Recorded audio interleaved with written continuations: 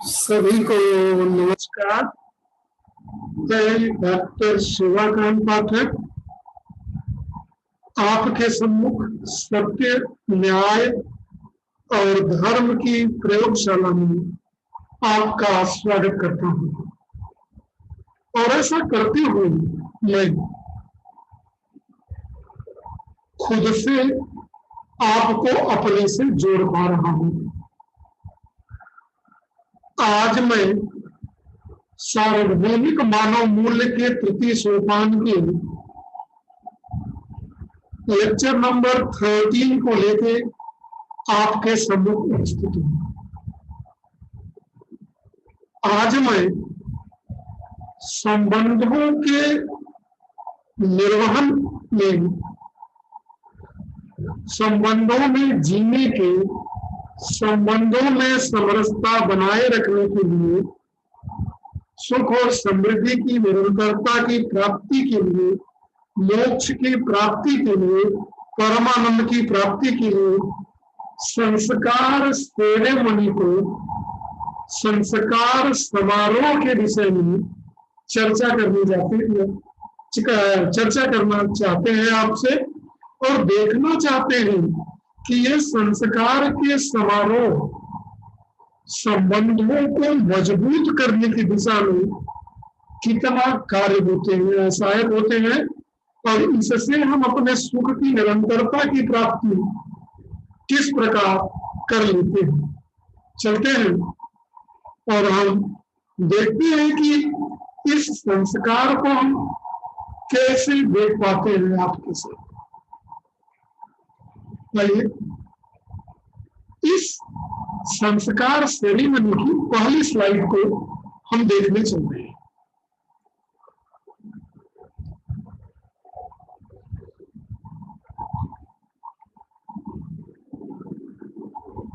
देखिए, हम लोगों ने पिछले लेक्चर में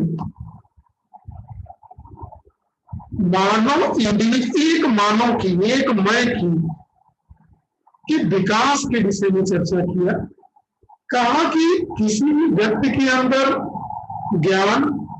ज्ञान से मतलब राइट अंडरस्टैंडिंग, सही भाव और सही विचार, right understanding, right feeling and right का डेवलपमेंट कैसे हो। दूसरी बात पे हमने चर्चा की पिछले लेक्चरों में कि जो भी संस्कार मेरे अंदर इकट्ठे हैं उसका शुद्धिकरण कैसे हो। अब इन्हीं चीजों को परिवार और समाज के स्तर पे देखने का प्रयास करते हैं। क्या ये जब हम इन दोनों को परिवार और समाज के स्तर पे देखने चल रहे हैं तो मैं ये देखना चाहते हैं, हम लोग इसमें टटोलने की कोशिश करेंगे कि क्या ये संस्कार मानव के विकास में, मानवता की विकास में, ज्ञान, सही समझ और सही भाव के विकास में सहायक हो सकता है। एक में या इन द कलेक्टिव, एक से ज्यादा लोगों के बीच, in the form of culture in its expression. कल हम लोगों ने कल्चर का एक्सप्रेशन देखा था सिविलाइजेशन के नाम। तो देखते हैं कि संस्कृति का जो प्रसार है, सभ्यता, जो सामाजिक सभ्यता है, इसकी चर्चा कल इसके पहले वाले लेक्चर नंबर 12 में कर चुके थे। क्या इससे आज की चर्चा से पिछली चर्चाओं में जो संबंधों को महत्वपूर्ण बनाते हुए स्वयं तृप्त होना और दूसरे को तृप्त करना, जिसके फलस्वरूप परमानंद की प्राप्ति हो सके, क्या उस दिशा में हम जाते हैं। चलिए संस्कार को देखने चल रहे हैं। एक व्यक्ति के अंदर संस्कार कैसे परिभाषित होता है हम जानते हैं। एक व्यक्ति के अंदर ज्ञान को प्राप्त करने की पोटेंशियल होती है, पावर होती है, शक्ति होती है, और यह इच्छा, विचार, आशा के रूप में कार्य करती है जिसको नाम दिया गया है, और यह हर समय चलती है। तो जो संस्कार है, it is sum of DTE, desire, thought, expectation, वो मिला के संस्कार बनता है।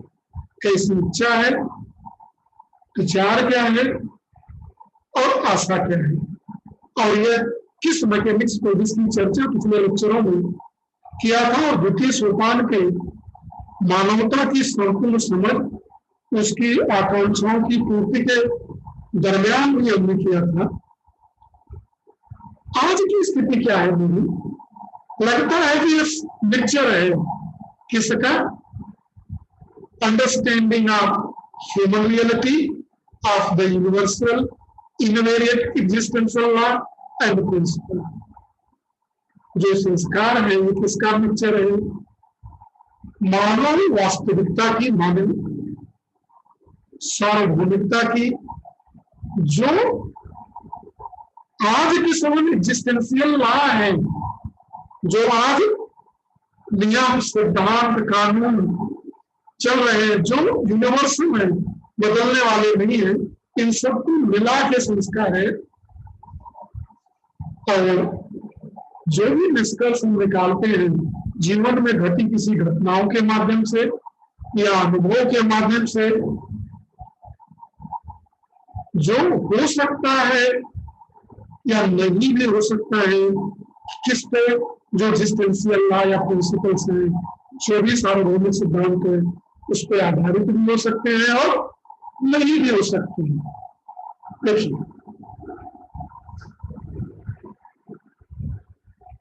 am I, what am I, मैं क्या हूं, इज लार्जली आवर संस्कार। जब संस्कार को जानना हो तो मुझे ये प्रश्न पूछना पड़ेगा कि मैं व्हाट आई एम, मैं क्या हूं। जो मेरे पर्सपेक्टिव्स हैं वो मेरे संस्कार के अंग हैं, और मेरे संस्कार में मेरी जो आदतें हैं, जो पसंद नापसंद है, ये भी मेरे संस्कार के पार्ट हैं।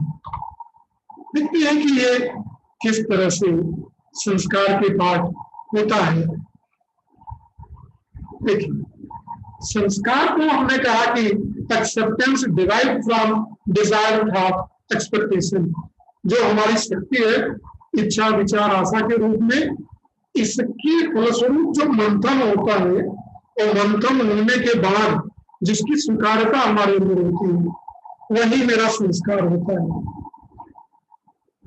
अब ये संस्कार अच्छा भी हो सकता है, सुख प्रदान करने वाला भी हो सकता है, और दुख प्रदान करने वाला हो सकता है। ठीक है, और ये समय समय पे अपडेटिंग इसकी होती रहती है।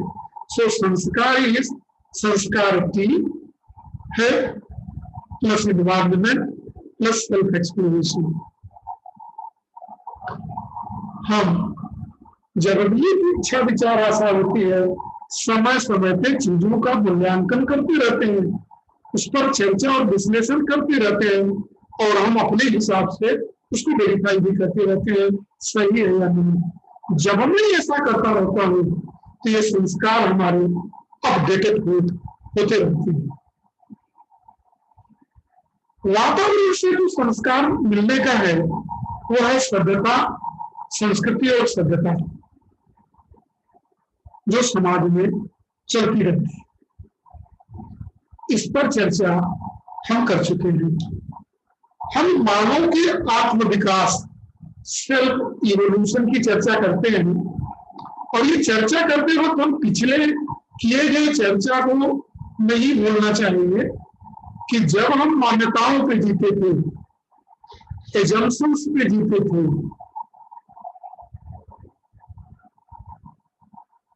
जब मैं सेंसुअल प्लेजर और फिजिकल फैसिलिटी पे जीता था, इसी को सुख मान लेता था। मैं अपने को शरीर मानता था, शरीर के सुख को अपना सुख मानता था। सेंसुअल प्लेजर, मेरी बात बहुत ध्यान से समझिएगा, एंड फिजिकल फैसिलिटी, सुविधाएं, ये जो है इसको हम सुख का आधार मानते थे, बिना जाने समझे इन चीजों को एज्यूम कर लिए थे, प्री कंडीशनिंग बेस्ड थे। प्री कंडीशनिंग में हमारा था, कोई भी वेरिफिकेशन नहीं था। हम इस पीले जोन में जो डिजायर थॉट एक्सपेक्टेशन का, मेरा बहुत ध्यान से बात देखिएगा,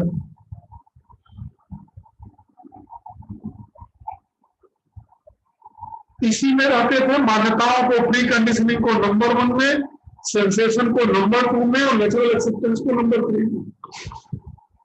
ऐसा करते हुए हम कभी डोमिनेशन और कभी अपोजिशन के भाव में रहते थे, विरोध के भाव में, और संबंधों में मेरा ये भाव बंधन होता था।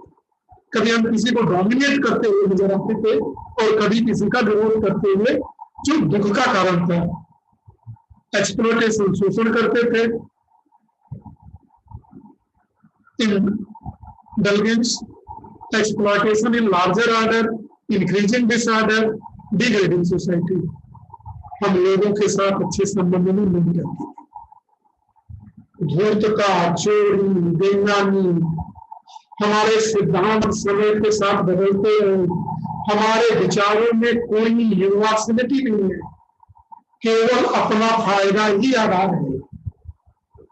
ऐसे को जानवर चेतना, जानवर आकार तो मानव का है, आकार सिर्फ मानव का है, लेकिन व्यवहार पूरा का पूरा किसकी तरह है, जानवरों की तरह है। तो मैंने कहा था कि सिर्फ ट्रांसफॉर्मेशन की जरूरत है। ट्रांसफॉर्मेशन कहां से? एनिमल कॉन्शियसनेस, जानवर चेतना से ह्यूमन कॉन्शियसनेस, मानव चेतना की तरफ।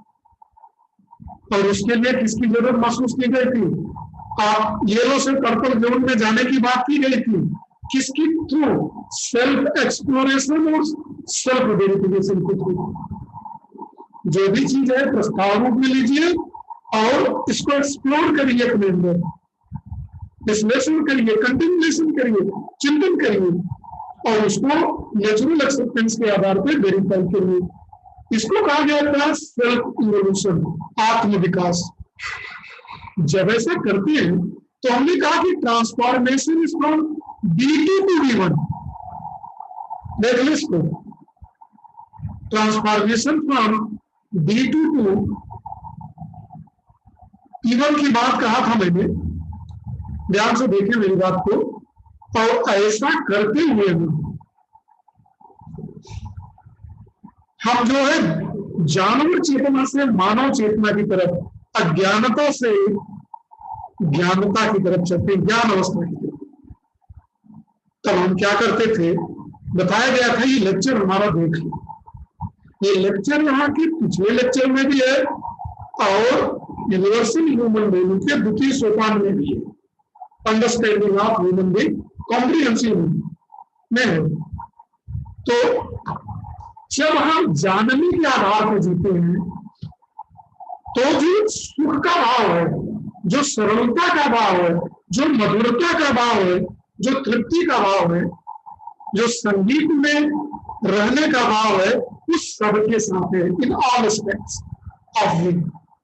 और मुझे सबसे संबंधों की पूर्ण स्वीकारता है, मैं बिना संबंधों की वस्तु में जी नहीं पाऊंगा, ऐसा मैं समझता हूँ।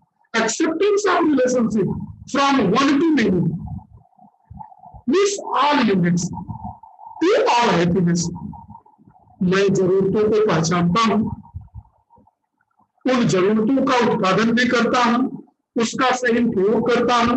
संबंधों के निर्माण में जितनी भी सुविधाओं को की पहचान, उसका उत्पादन, उसका सही प्रयोग, जिससे मुझे समृद्धि का भाव मेरे शरीर में होता है। और ऐसा करते हुए इस उत्पादन को मैं दूसरे में जब बचता है मुझसे तो दूसरे में बांटता हूं, और ऐसा करते हुए मैं बड़ी व्यवस्था में भागीदार बनता हूं और मैं हार्मोनी को, सरलता, सहजता, मधुरता, तृप्ति को आगे तक ले जाके फैलाता हूं। और जितना फैलाता हूं उतना बड़ा सुख की प्राप्ति मुझे होती है। And this is called societal development. मैं समाज के विकास में सहायक होता हूं। देखिए स्लाइड को। अब ऐसा करते हुए मैं अपने संस्कारों में अपडेशन करता हूं। जैसे हमारा लैपटॉप है ना, जिसके थ्रू हम आपसे डिजिटली मिल रहे हैं, तो इस लैपटॉप में जो सॉफ्टवेयर चलते हैं इसमें अपडेशन होते रहते हैं, जो टेक्नोलॉजिकल चेंजेस होते हैं उसमें अपडेट होते रहते हैं। ऐसे ही संस्कार जब हम बड़ी व्यवस्था में भागीदारी करते हैं, जब हम बड़ी व्यवस्था में भागीदारी करते हैं, तो हमारी ये जो नॉलेज है, रहने सोसाइटी डेवलपमेंट, समाज में रहने का जो अनुभव है वो अपडेट होता रहता है, बढ़ता रहता है। इट इज टाइम डिपेंडेंट, समय के साथ बढ़ता रहता है, चेंज होता रहता है। दरअसल और ये जो अपडेशन होता है due to ceremonies at various life event. अपने शरीर में कई तरह के समारोह होते हैं, जैसे जन्मदिन का समारोह, नृत्य समारोह, स्कूलों में वार्षिक समारोह, विवाह, ये सब नामकरण, ये हमारे संस्कारों की वृद्धि में अपडेशन में सहायक होते हैं। दिस संस्कार से है, दिस समारोह संस्कार से सेरेमनी, संस्कार समारोह के दो मुख्य लक्षण हैं। ये क्यों होते हैं कि जहां तक आज तक मैं पहुंच पाया हूं उससे इसको आगे ले जाऊं। दूसरा, अपने कमिटमेंट और कॉम्पिटेंस को बढ़ाने के लिए कि मैं सोसाइटी डेवलपमेंट में और क्या कर सकता हूं, क्या चेंजेस कर सकता हूं, और क्या लोगों के विचारों को अपडेट कर सकता हूं। और एक ऐसे मैं कार्य और व्यवहार के माध्यम से बड़ी से बड़ी व्यवस्था में भागीदार बनता हूं सकता हूं। ऐसा करते हुए मैं स्वयं को तृप्ति के भाव को बढ़ाता जाता हूं और इससे मुझे सुख की निरंतरता का जो मेरा बेसिक गुण है इसको प्राप्त करने की दिशा में सहायक होता हूं। कुछ इवेंट्स जो मैनेज करते हैं संस्कार के, उसके नाम है gestation ceremony, birth ceremony, naming ceremony, education ceremony, initiation ceremony. जैसे नहीं होता कि आपने हाई स्कूल कर लिया, इंटर कर लिया, ग्रेजुएशन कर लिया, तो हाई स्कूल इंटर में तो कॉलेज की तरफ से विदाई समारोह, यूनिवर्सिटीज की तरफ से विदाई समारोह, कहीं नौकरी करते हैं, प्रमोशन हुआ, विदाई हुआ, ज्वाइनिंग हुई, एक समारोह के रूप में, विवाह, टैक्स सेरेमनी। इसमें जो मदद करने वाले टूल्स हैं, इंटरनेट है, टीवी है, रेडियो है, और लोकल प्ले है, स्पीच है, तमाम तरह के म्यूजिकल इंस्ट्रूमेंट हैं, इसमें सहायक होते हैं। इनको हिंदी में भी नाम मैं ले लेता हूँ: गर्भ संस्कार, जन्म संस्कार, नामकरण संस्कार, जन्मदिन संस्कार, शिक्षा संस्कार, दीक्षा संस्कार, कर्म संस्कार, विवाह संस्कार, मृत्यु संस्कार। इस तरह की सेरेमनी होते रहते हैं समारोह। देखिए, पहली सेरेमनी गर्भ संस्कार देखने के लिए चाहिए।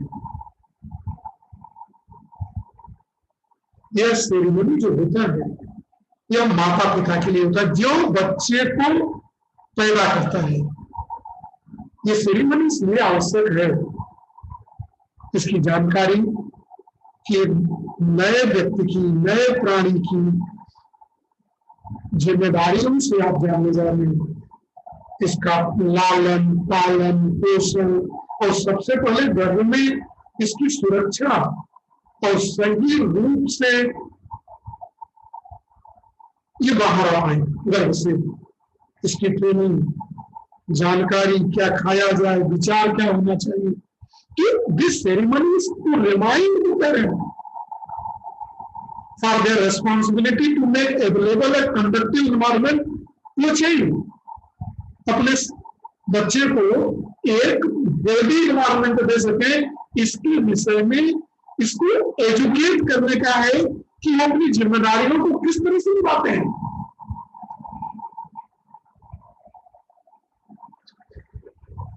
इससे इस संस्कार से, गर्भ संस्कार से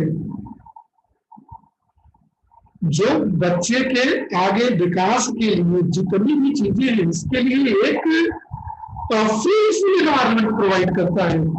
किसकी जरा कुछ पॉइंट्स हैं किन चीजों के लिए। The health of body of parent, बच्चा की स्वास्थ्य के लिए, विशेषकर माता के स्वास्थ्य के लिए, जब तक बच्चा गर्भ के अंदर है, क्या खाए, क्या काम करे, कब चेकअप हो, कैसे बिना पेन के, न्यूनतम पेन के, बिना ऑपरेशन के बच्चा पैदा हो सके, कंडक्ट ऑफ पेरेंट्स उस वक्त क्या हो। अगर कंडक्ट सही नहीं है, झगड़ा हो रहा है, विचारों में मतय के नहीं है, तो न बच्चे का स्वास्थ्य सही रहेगा, न माता का स्वास्थ्य सही रहेगा। Feeling and thought of harmony in the parent, भाव और विचार माता पिता में क्या रहे, इन सब के लिए गर्भधारण संस्कार होता है। दूसरे संस्कार की चर्चा कर रहे हैं, जन्म संस्कार से बच्चा पैदा होता है। एक गर्भ संस्कार भी दुनिया में आया नहीं है, जब पैदा हो गया। इस संस्कार का आशय यही है, उसको जन्म के समय अनुकूल वातावरण मिल सके, खुशी का माहौल, सब लोग एकदम कंडक्टिव एनवायरमेंट उसको मिलता है बच्चे के लिए। इसके लिए जन्म संस्कार होता है। अब चलते हैं नामकरण। क्या है भाई, बहुत छोटी बात देखने में लग रही है। नाम करने पे भी समझ बूझ के कई लोगों से माता पिता घर के सदस्य इससे जुड़ाव बढ़ता है। इसकी अपना एक सिग्निफिकेंसी है। ये संस्कार we can see the significance of this नामकरण संस्कार। कैसे? चलिए, जब मैं किसी को बुलाता हूं तो उसके नाम से बुलाता हूं, तो नाम का अपना कुछ अर्थ होना चाहिए, और इस नाम का अर्थ जो है सार्थकता में होना चाहिए, निरर्थकता में नहीं। जब किसी व्यक्ति का नाम सार्थकता में रहेगा कि पॉजिटिव लीड्स पैदा होता है, वाइब्स। जैसे मैं किसी का नाम रख दूं अच्छा नहीं है, जैसे कामचोर, तो भाई क्या कहेंगे कामचोर को बुला दो, तो लोगों के मन में उसको लेके क्या भाव आएंगे, ये तो काम नहीं करता। और कह दो कि सार्थक बेटा जाओ,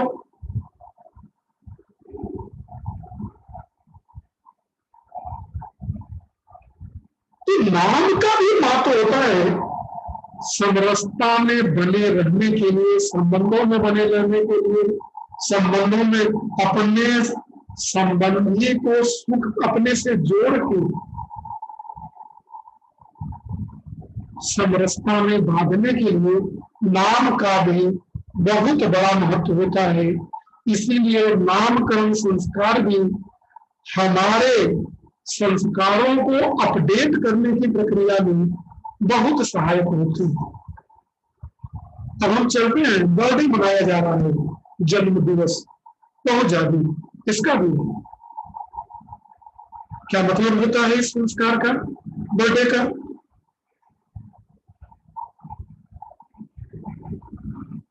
चलिए, जब भी बर्थडे मनाते हैं तो ये पता चलता है कि हम कहां पहुंच गए, क्या है आगे की चीजों को गेन करने के लिए, लक्ष्य की प्राप्ति के लिए क्या करना है। और ये तो जो आपका गोल है जीवन को, गोल की पहचान और उसकी पूर्ति की दिशा में आगे 4 साल का हो गया बेटा, ये जानना है, 10 साल का हो गया, 15 साल का हो गया, 16 साल का हो गया, क्या क्या होना चाहिए, किस तरह से इसमें शिक्षा संस्कार भरे जाए, किस तरह से अपने व्यवहारों को रखें, किस तरह से बात किया जाए, तो ये बहुत जरूरी होता है। देखिए, कुछ चीजों को बहुत ध्यान से देखने की जरूरत है। व्यक्ति अपने लक्ष्य के रूप में किन संस्कारों को अपने में सुनिश्चित करना चाहते हैं, व्यक्ति के संस्कार की वर्तमान स्थिति क्या है, पिछले साल से इस साल के अंतराल में इस संस्कार में कुछ ऐलान हुआ कि नहीं। अभी पिछले साल ये जो 5 साल का था, 6 साल का हुआ, तो क्या पिछले और आज के बर्थडे में कोई अंतर आया इसमें? क्या इसके फिजिकल चेंजेस में, इसके नॉलेज के चेंजेस में, इसके व्यवहार के चेंजेस में? और जब हम इसका मूल्यांकन करेंगे 1 साल का, तो मैं ये निर्णय कर पाऊंगा दिन राज्य कि मैं इसमें और क्या ऐलान करनी है, किन किन चीजों पर ध्यान देना है, किन चीजों पर हमने गलत किया है, किस चीजों में मुझे और ध्यान देने की जरूरत है, कहां तक होगा। इसलिए जन्मदिन को सेलिब्रेट किया जाता है। हमें क्या क्या करने और क्या करना है, इससे दूसरे के प्रति सुनने और समझने का और इसमें दायरे का भाव नहीं आता है। परिवार हो, दोस्त हो, समाज के कोई भी मेंबर हो, हम देखेंगे कि क्या लक्ष्य पूरा कर सकते हैं। बेटा हमारा है, मेरा भाई इसमें क्या मदद कर सकता है, मेरे माँ बाप का क्या मदद कर सकते हैं, मेरे रिश्तेदार नजदीकी क्या मदद कर सकते हैं, हमारे पड़ोसी क्या मदद कर सकते हैं। तो इन सबकी सुनना और बच्चे को समाज में रखने की धारणा को डेवलप करने के लिए होता है।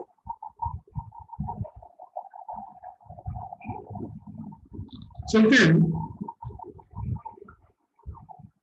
अब हम चलते हैं, जब पढ़ता है बच्चा और हाई स्कूल करके निकले, इंटरमीडिएट करके निकले, ग्रेजुएशन करके निकले, पोस्ट ग्रेजुएशन करके निकले, कोई प्रोफेशनल डिग्री देके निकले या रिसर्च करके निकले, तो स्कूल, कॉलेज और विश्वविद्यालयों द्वारा शिक्षा, दीक्षा, संस्कार का आयोजन किया जाता है। यह संस्कार हमको सही समझने के अर्थ में आगे बढ़ाता है कि हमको हाई स्कूल के बाद इंटर करना है, इंटर के बाद ग्रेजुएशन करना है, ग्रेजुएशन किस तरह करना है, आगे मुझे क्या करना है। और ये संस्कार जो है, जो दीक्षा संस्कार है, उस समझ के आधार पर हमको आगे जीने, आगे किस तरह जीना है, इसकी तरफ ध्यान आकर्षित करता है। जब तक हम शिक्षा संस्थान के अंदर हैं, तब तक हम निर्वाह पर ज्यादा ध्यान न देते हुए समझने का ध्यान पे काम करते हैं। हम टीचर ओरिएंटेड होते हैं, बुक ओरिएंटेड होते हैं जब हम स्कूलों में रहते हैं। और इसमें, और फिर अगर मैं यहाँ से आगे जाऊंगा, बाहर अगर निकलता हूँ, तो मुझे क्या एनवायरमेंट मिलेगा, कैसे जीना पड़ेगा। शिक्षा संस्कार से बाहर निकलते हैं तो इस निष्ठा के साथ निकलते हैं, यह समझते हुए ये जीना है और उसको जीने में निरंतर बनाए रखना है। जो मैंने स्कूल कॉलेज में सीखा है, जो मैं अपने इतने साल के शिक्षा के फलस्वरूप जो मैंने प्राप्त किया है, उस ज्ञान को, उस नॉलेज को मैं किस तरह सस्टेन करूं अपने लिए, और जीते हुए संबंधों की प्रगाढ़ता में उसका किस प्रकार उपयोग करता हूं, और ये निरंतरता में करता हूं, कंटिन्यूटी में, इसके लिए होता है। इसलिए दीक्षा संस्कार आवश्यक हो जाता है, ये जरूरी नहीं है। चल प्रोफेशन से कर्म संस्कार, हम अपने परिवार की समृद्धि के लिए जो भी उत्पादन कार्य चल रहे हैं, उनके ध्यान में रखने लायक बातों की ओर कर्म संस्कार का ध्यान रखा जाता है। जब हम अपने शरीर के पोषण और सुरक्षा के लिए जिन सुविधाओं की जरूरत होती है, उस सुविधाओं के उत्पादन और संकलन की दिशा में जो सत्कर्म, जो कार्य करते हैं, जो हम करेंगे, वही मेरे डिपेंडेंट करेंगे। वो देखेंगे, किसान के लड़के तो खेती नहीं सिखाएंगे, लेकिन अगर किसान आलसी है तो उसकी आने वाली पीढ़ी भी आलसी हो जाएगी, क्योंकि उसने मेहनत नहीं देखेगी। इसलिए कर्म संस्कार को सिखाया जाना बहुत जरूरी है। मानव के जीवन में विवाह संस्कार का बहुत महत्व है। सामान्यतः हम लोग अपने जीवन की काफी पूंजी इस संस्कार में खर्च करते हैं अर्थों के माध्यम से। यहाँ दो मानव जीवन भर के लिए जुड़ते हैं और इसमें अपार खुशियां होती हैं। तो इस अपार खुशी के मौसम में जितनी भी बातें बताई जाती हैं विवाह के समय, तो ये सब वही बात है जो एक दूसरे को व्यस्त जीवन में जीते हुए ध्यान रखने की जरूरत है। पति का पत्नी की ध्यान का और पत्नी का पति का संबंधों का सही निर्माण कैसे होगा। हम देख रहे हैं विवाह के बाद कितनी परेशानियां आ रही हैं, कितने झगड़े हो रहे हैं, कितने विवाद हो रहे हैं, कितने डाइवोर्स के केस दाखिल हो रहे हैं, कितनी लड़कियां जला दी जा रही हैं। यह सही शिक्षा या विवाह संस्कार न हो पाने के कारण में इस बात को ध्यान में रखने की जरूरत है। जो हम पैसा विवाह में सुविधाएं और दिखावे में करते हैं उससे ज्यादा हमको खर्च करना चाहिए इस विवाह संस्कार का पॉजिटिविटी क्या है, क्या मिलता है और कैसे रहना है, यह बहुत जरूरी है। अंत में होता है मृत्यु सेरेमनी, मृत्यु संस्कार, मृत्यु समारोह। मृत्यु संस्कार का जो आशय है, सेरेमनी जो होता है, डेड बॉडी को जलाने के बाद जो भी कर्म किए जाते हैं, उस कर्मों में कमियों को हटा के उसको वैज्ञानिक आधार पे करने की जरूरत है। इसमें कोई दो राय नहीं, लेकिन उसको समाप्त करने की जरूरत नहीं है। मरने के समय जो पीड़ा होती है उससे मुक्ति मिल सके।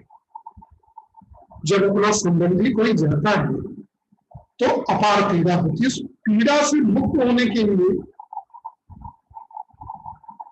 इन जो संस्कार है, जो सत्य है, उसका ज्ञान कराया जाना बहुत जरूरी है। क्योंकि जो गया वो तो गया, जो रह गया वो दुख में न रह पाए। मैं जीवन चेतना स्वयं सेल्फ पाई जो भी मैं हूं उसको अपनी संस्कार यात्रा की तरफ ध्यानाकर्षण कराना, ताकि वह अच्छे संस्कारों को बनाए रखना। यह बताना कि सबकी गति नहीं होगी, जाना तो नहीं है। अपने संस्कार सही रखिए, कुछ लेके कोई नहीं जाएगा। क्यों चोरी करते हो भाई, क्यों बेवकूफ बनाते हो, क्यों कर रहे हो। अब यह बताता है, जब ये चीज कोई बैठ के देखेगा तो किसी के मन में आएगा कि मैं गलत संस्कार, जो मेरे गलत आचरण है, ये दूर करके जीवन में सही काम करूं। क्योंकि जो करके गया है वो सब कुछ यही रह गया, शरीर भी छोड़ के गया है। देखिए, संस्कारों की चर्चा में हमने इन संस्कारों का गर्भ संस्कार से लेकर मृत्यु संस्कार तक की चर्चा की। इनका संबंधों में जीने में अपना महत्व है। इनके अंदर जो कर्मकांड है और जो अंधविश्वास है, उनसे बाहर निकलने की जरूरत है और इन संस्कारों के सही अर्थों को समझने की आवश्यकता है। और इस आवश्यकता को अपने वैज्ञानिकता का पुट देना जरूरी है। इसी आशा विचार के साथ आज मैं आपसे विदा लेता हूं। फिर एक लेक्चर के साथ आपसे संबंध बनाने जरूर आऊंगा। तब तक के लिए सभी को नमस्कार।